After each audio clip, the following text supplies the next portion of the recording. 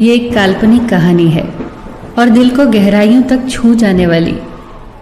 एक बार स्वर्ग में विचरण करते हुए कृष्ण और राधा एक दूसरे के सामने आ गए। विचलित से कृष्ण, प्रसन्नचित से राधा। कृष्ण सकपकाए, राधा मुस्कुराई। इससे पहले कि कृष्ण कुछ कह पाते, राधा बोल उठी, कैसे हो द्वारिकाधीश।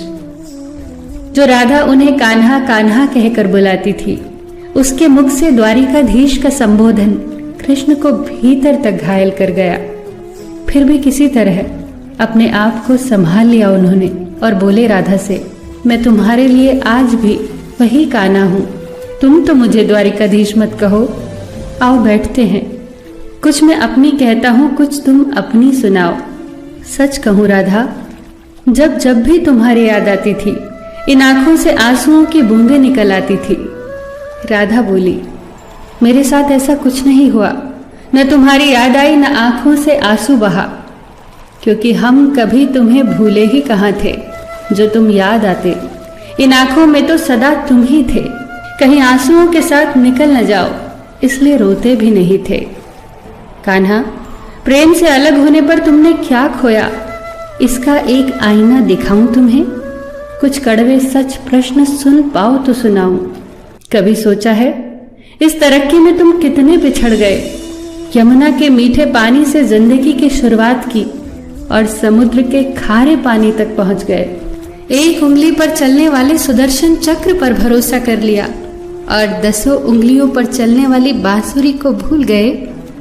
कान्हा, जब तुम प्रेम से जुड़े थे तो जो उंगली गोवर्धन पर्वत उठाकर लोगों को विनाश से बचाती थी, प्रेम से अलग होने पर वही उंगली क्या क्या रंग दिखाने लगी। सुदर्शन चक्र उठाकर विनाश के काम आने लगी।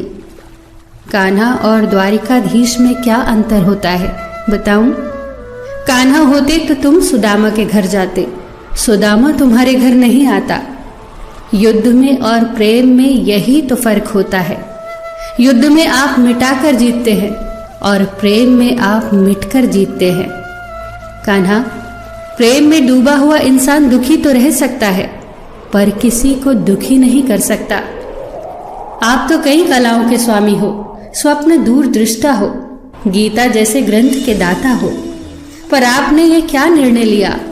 आपने अपनी पूरी सेना कौरवों को सौंप दी और अपने आप को पांडवों के साथ कर लिया। सेना तो आपकी प्रजा थी, राजा तो पालक होता है, उसका रक्षक होता है।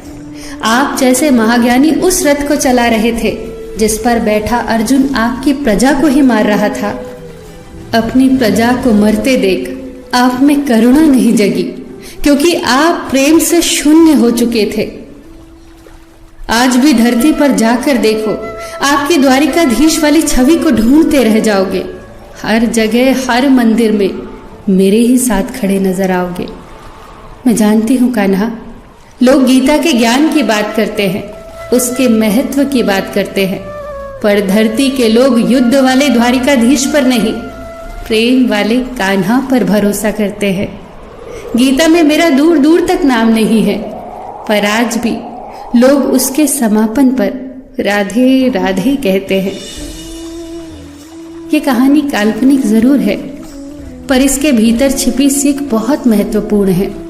श्री कृष्ण के पास कभी किसी प्रश्न का उत्तर ना हो, ऐसा तो हो ही नहीं सकता, परंतु राधा द्वारा लगाए गए प्रश्न चिन्हों पर कान्हा मौन रहे। यही तो है प्रेम में समर्पण का भाव। पराक्रम में हमें हर किसी को हराना होता है, तब भी हम जीत कर भी हार जाते हैं, परंतु प्रेम में एक ही कईयों का दिल जीत लेता है। सही कहा है कि छोटी सी उंगली पर पूरा गोवर्धन पर्वत उठाने वाले भगवान श्री कृष्ण छोटी सी बांसुरी को दोनों हाथों से पकड़ते थे। फिर मिलेंगे दोस्तों अगली कहानी के साथ। तब तक के लिए अपना ख्याल रखना और हमेशा मुस्कुराते रहना।